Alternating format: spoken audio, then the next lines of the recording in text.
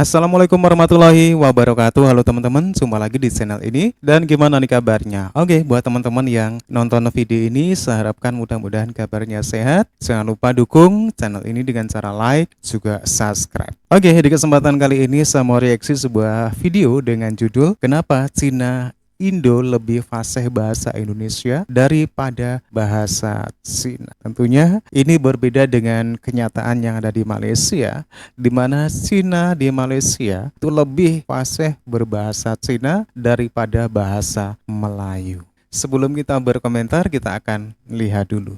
Rasa macam satu perkara yang awkward apabila orang Cina sendiri tak reti nak cakap bahasa Cina. Tapi itu berlaku di Indonesia dalam 95 tahun yang lepas. Tepatnya pada Kongres Pemuda tahun 1928 di Indonesia. Masa itu golongan muda isytiharkan satu sumpah pemuda di mana berbunyi kami putera-puteri Indonesia bersetuju bahawa menggunakan satu bahasa iaitu bahasa Indonesia. Salah satu poin dia berbunyi seperti itu. Bermakna orang-orang yang dari keturunan Arab, keturunan Cina, keturunan India, semua tu kena menggunakan bahasa Indonesia sebab mereka mengiktiraf negara mereka adalah negara Indonesia, mereka adalah warga negara Indonesia. Jadi apabila merdeka tahun 1945, mereka ada kebebasan lagi untuk menggunakan bahasa-bahasa ibunda mereka. Seperti yang tadi, orang-orang Cina pun masih menggunakan bahasa dialek masing-masing dan nama mereka pun masih nama Cina juga.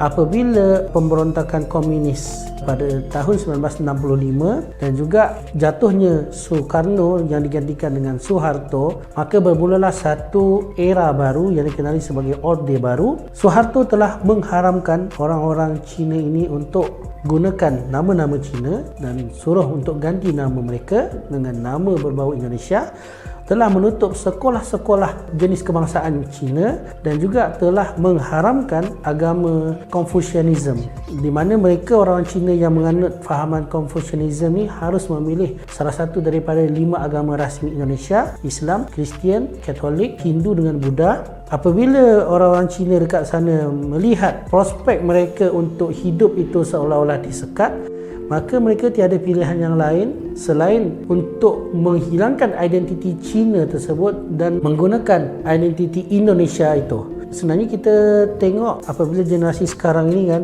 kita tengok orang Indonesia muka dia muka Cina tapi nama dia tak ada nama Cina. Lepas tu dia tak boleh nak cakap Cina juga, dia cakap bahasa Indonesia atau logat masing-masing seperti logat Jawa, ada logat Medan, macam-macam. Namun semuanya itu berubah apabila Presiden yang keempat, Kiai Haji Abdul Rahman Wahid, telah memberi kelonggaran bagi orang-orang Cina ini untuk kembali masuk ke agama Confucianism itu serta membuka tempat-tempat ibadah lama mereka. Apabila kelonggaran itu berlaku, generasi yang dahulunya telah disekat, dia merasakan seperti dah terbiasa dah. Jadi kalau sekiranya kita nak bandingkan dengan situasi negara kita di sini, negara kita memberi kebebasan kepada penduduk yang berketurunan Cina dan India untuk bertutur, berbicara dengan bahasa ibunda masing-masing. Tiada halangan, tiada sekatan. Namun itulah yang membuat ada golongan yang bergaul dengan golongan bangsa masing-masing. Seperti kita tahu bagaimana konsep British meletakkan orang-orang India di kawasan perdagangan, orang-orang Melayu kawasan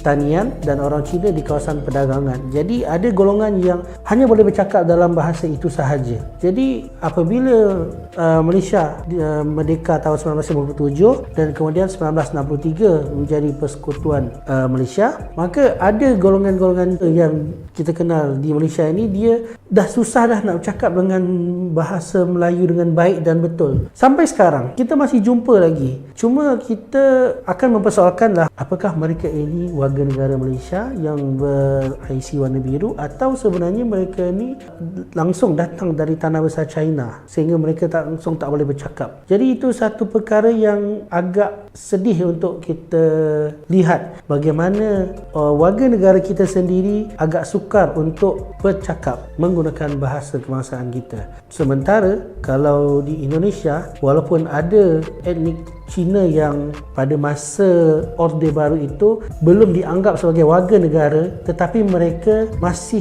boleh bercakap dalam bahasa Indonesia. Seperti pemenang pingat emas Olimpik pertama di Indonesia iaitu Susi Susanti, atlet badminton. Pada masa mewakili negaranya, dia adalah seorang yang belum jelas lagi taraf kerajaatannya kerana dia adalah keturunan Cina, tetapi dia masih boleh bercakap dalam bahasa Indonesia dengan baik dan benar.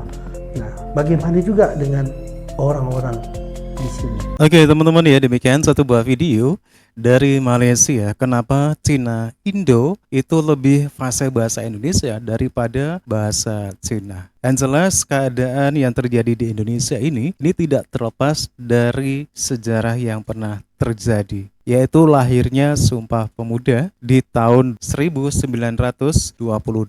Dan ini berbeda di Malaysia. Karena di Malaysia kita tahu ada satu sistem pendidikan di mana hal ini justru membuat sekat-sekat dari para kaum di Malaysia sendiri, yaitu sekolah vernakuler, di mana pengantar bahasa di sekolah itu lebih diutamakan bahasa Cina ataupun bahasa Tamil. Dan hal ini jelas menimbulkan permasalahan dalam bahasa kebangsaan di Malaysia. Oke teman-teman ya, demikian satu buah video yang menarik sekali. Menurut teman-teman gimana? Silakan teman-teman bisa berkomentar.